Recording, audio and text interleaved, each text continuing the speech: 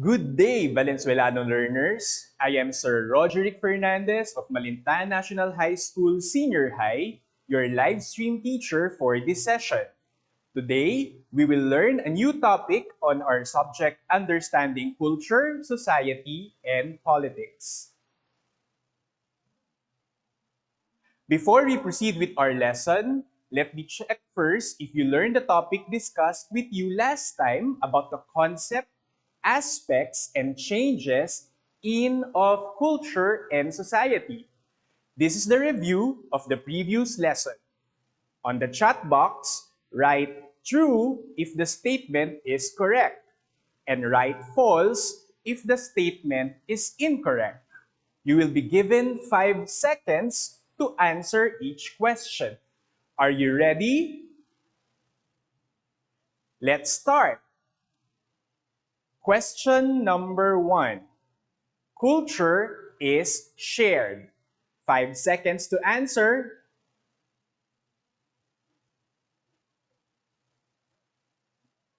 The answer is true. Question number 2. Society is a community of individuals that were gathered through a common goal and interest.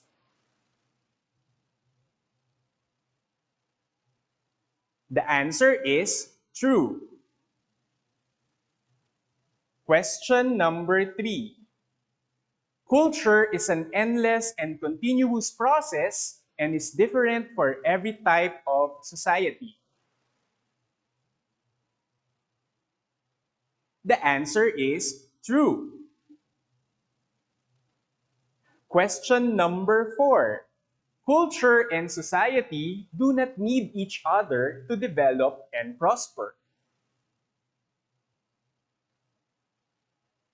The answer is false.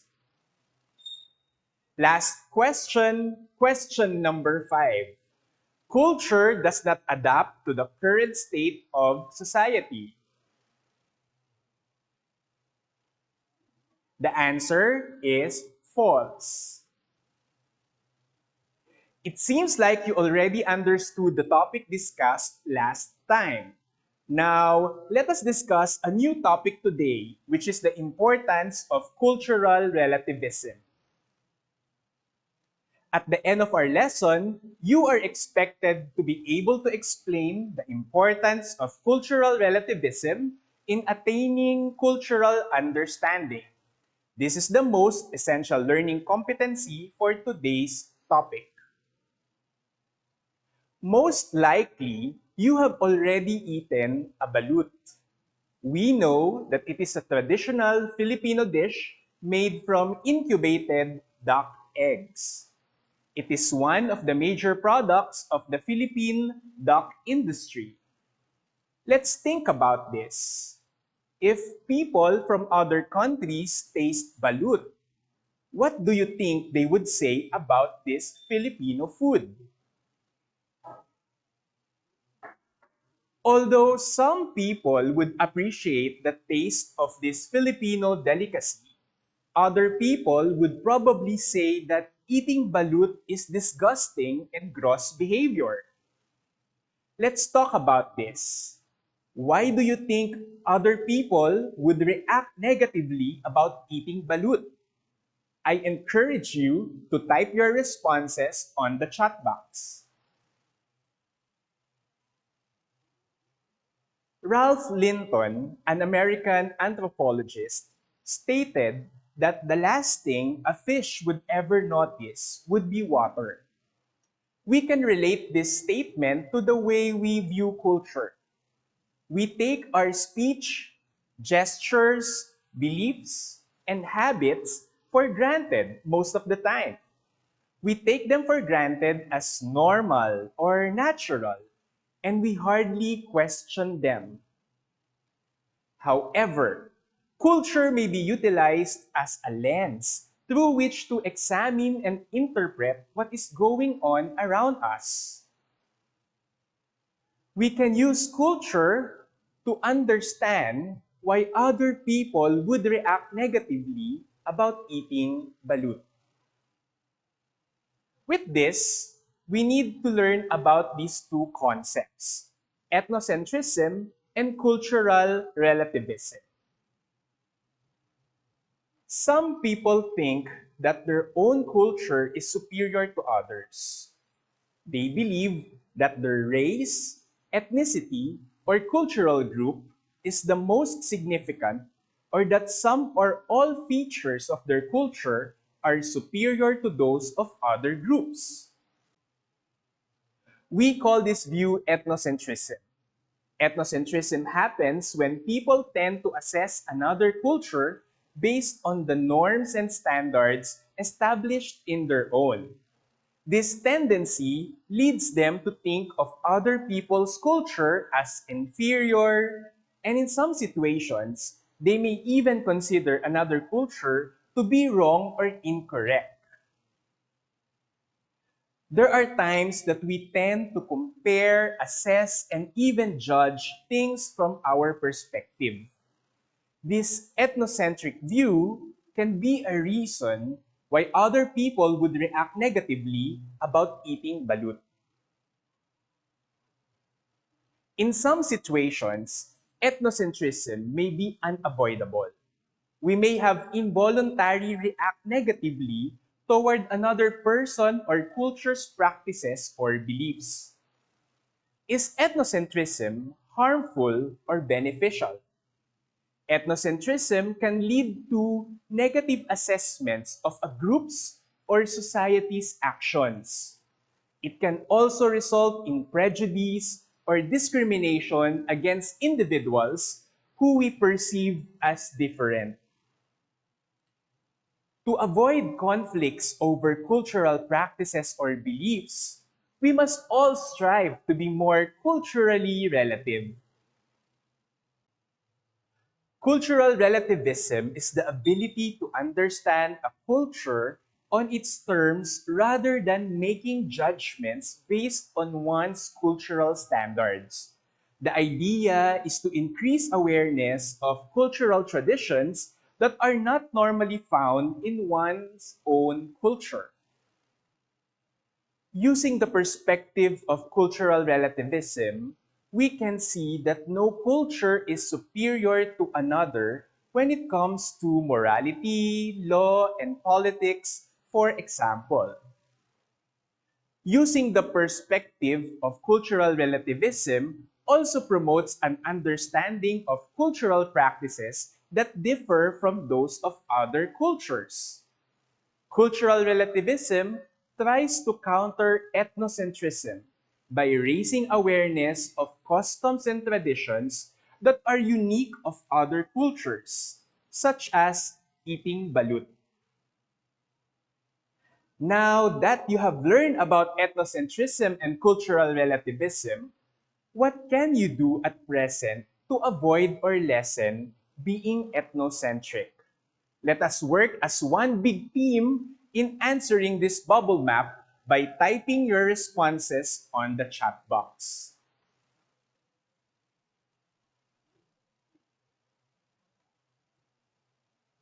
All of you are doing a remarkable job in completing the bubble map. Keep those responses coming through the chat box. Do not forget the simple recap of what we have discussed in today's lesson. In cultural relativism, people's beliefs, knowledge, and behavior must be recognized within their particular cultural context. This is one of the most fundamental basic concepts in anthropology. Let us now test what you have learned in today's discussion by answering the following questions. You need to choose the letter with the best answer. You have 5 seconds to type in your answer in the chat box. Let's start. Question number 1. Which definition of cultural relativism is the most accurate? Letter A, the highest position given to a group's most valued practices and values. Letter B, the desire of a cultural group to carry on its ideals to future generations. Letter C, the fanciest way an anthropologist can phrase culture. And letter D, a guideline that states that one society cannot impose its views and norms to one another. You have 5 seconds to answer.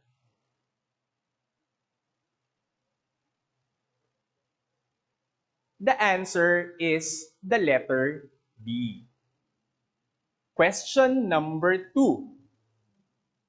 This happens when people tend to assess another culture based on the norms and standards established in their own. Letter A, ethnicity. Letter B, cultural relativism. Letter C, ethnocentrism. And letter D, culture shock. The answer is the letter C. Question number 3. Which of the following statements exemplify cultural relativism? Letter A, my culture should serve as an example to other cultures. Letter B, I respect the values and customs of other cultures. Letter C, most cultures are backward compared with my culture. And letter D, other cultures should strive to emulate my way of life. The answer is the letter B. Question number 4. The attitude that a society's customs and ideas should be viewed within the context of that society's problems and opportunities is known as letter A, ethnicity. Letter B, cultural relativism. Letter C, ethnocentrism. Letter D, culture shock. The answer is the letter B. Lastly, we have question number 5. Which of the following is false regarding cultural relativism?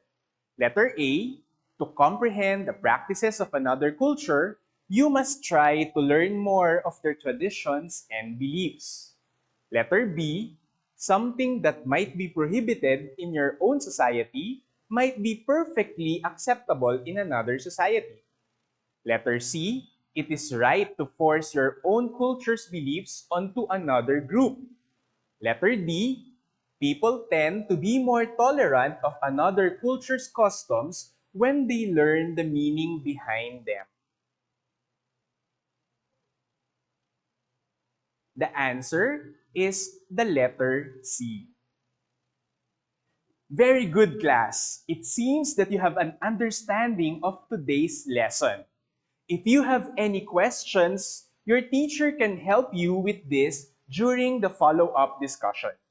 As an additional activity to expound further on your learning about our topic, you will be tasked to draw a poster about your experience in your community showing the positive effect of every unique culture that you have observed. Your teacher will provide a scoring rubric for the activity. Thank you for joining me in learning the concepts of ethnocentrism and cultural relativism. I am Sir Roderick Fernandez of Malinta National High School Senior High, your live stream teacher for today.